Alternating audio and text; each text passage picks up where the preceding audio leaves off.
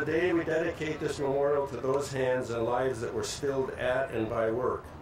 The clerk, the cashier, the farmer, the miner, the driver, the mechanic, the laborer, and all the too many others. Remembering, like us, they had so many hopes and dreams that unfortunately died with them.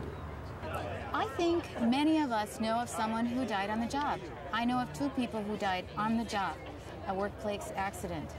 And to think that there's a place now where we can recognize that, and I can recognize that person, I can remember that person, and I can recommit to doing everything I can to make sure that the workplaces are safer today is important to me. As this memorial develops, it will be like others that are on the Capitol grounds, a place where people can come, reflect, and revisit lost ones. And it will also be a memorial to what needs to happen in the workplace to prevent unnecessary job site injuries and deaths that need not occur in the 21st century. Mark Wickstrom carved these inscriptions we have here behind us by hand, with skill, with patience, and with commitment to this memorial. Some days I would look at that and say, I'm never going to get done with this. And I would get pretty tired, sit down the hammer and the chisel and think, how am I ever going to do this? And then I remembered what this memorial was about, who it represented. And I remembered the tireless effort of David Roe and a 25-year track of standing up for workers. And then I wasn't tired at all.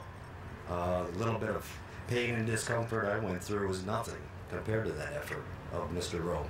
David Roe deserves a lot of credit for this special day. I remember years ago he was always talking to me about job safety issues, about workers who were exposed to accidents that could take their lives, destroy their health. And even today in Minnesota and around the country, these tragedies occur. And this memorial center, the first of its kind, I think, in the country, will allow us to come together and honor the memory of those who literally died to build our state. We're pleased and proud to be on the same grounds of all these military heroes who have died for their country, and what this signifies, of course, are those workers who have died building this country and the state of Minnesota. Yeah, this is really sacred Minnesota property. We've got all kinds of acreage, but what we see around here is our heart as a state, as a people.